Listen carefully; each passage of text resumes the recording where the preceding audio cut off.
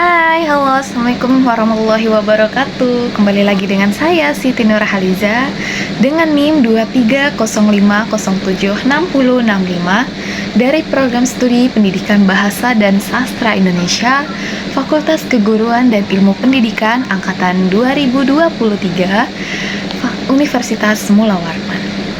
Oke teman-teman, jadi kembali lagi dengan saya, berjumpa dengan saya. Di sini saya akan membahas mengenai teori hermeneutika dalam kritik sastra. Oke, sebelum kita membahas tentang hermeneutika, ada baiknya kita mengetahui dulu apa yang dimaksud dengan hermeneutika. Bye-bye. Ya, baiklah. Definisi dari hermeneutika sendiri merupakan cabang filsafat yang berfokus pada teori dan metodologi interpretasi, terutama dalam konteks teks-teks sastra, agama, hukum, maupun sejarah.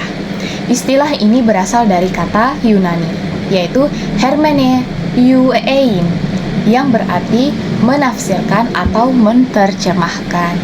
Pada dasarnya, hermeneutika bertujuan untuk memahami makna yang terkandung dalam teks dengan mempertimbangkan konteks, histori, budaya, dan bahasa di mana teks tersebut ditulis.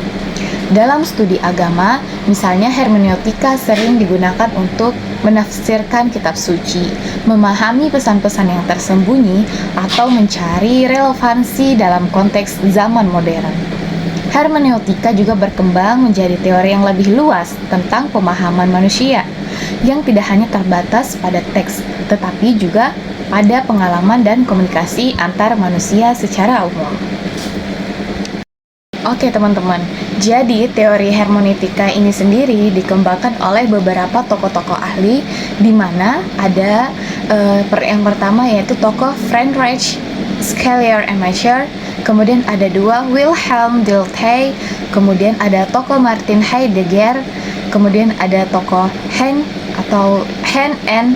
Georg Gadamer, dan Paul Ricoeur.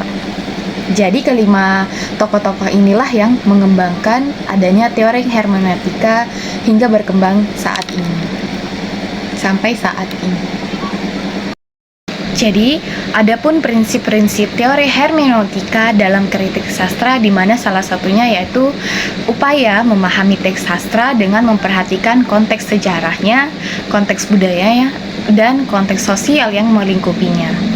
Ini berarti penafsiran tidak hanya meliputi teks bagaimana identitas terisolasi, tetapi juga mempertimbangkan faktor-faktor eksternal yang mempengaruhi pembentukannya.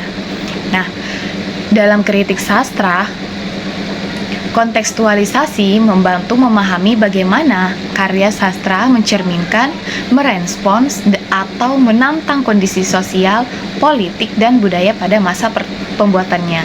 Kemudian, entekstualita adalah konsep bahwa sebuah teks tidak berdiri sendiri, melainkan terkait dengan teks-teks lain.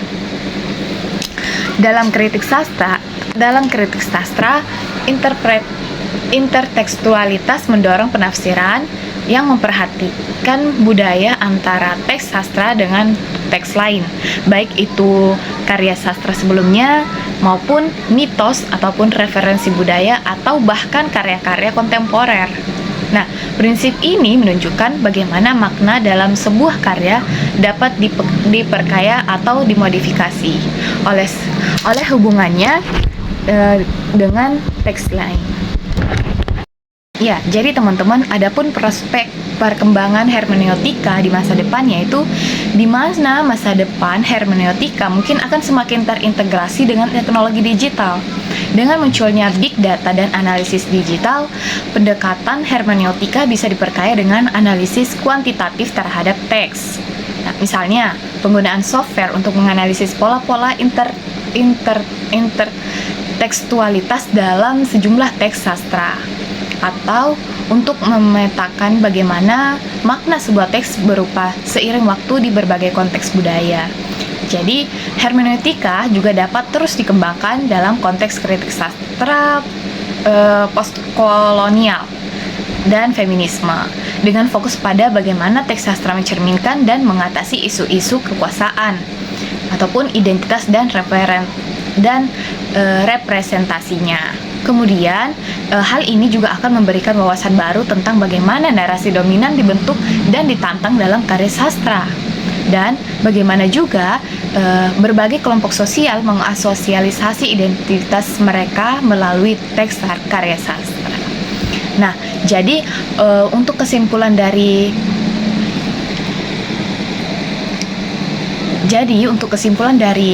teori hermeneutika yaitu di mana dalam kritik sastra berfungsi sebagai landasan teoretis yang penting untuk memahami dan menafsirkan teks sastra. Dengan pendekatan hermeneutika, kritikus sastra dapat menggali makna yang lebih dari dalam sebuah karya sastra dengan memperhatikan konteks historinya, kemudian histori budaya ataupun perspektif pembaca.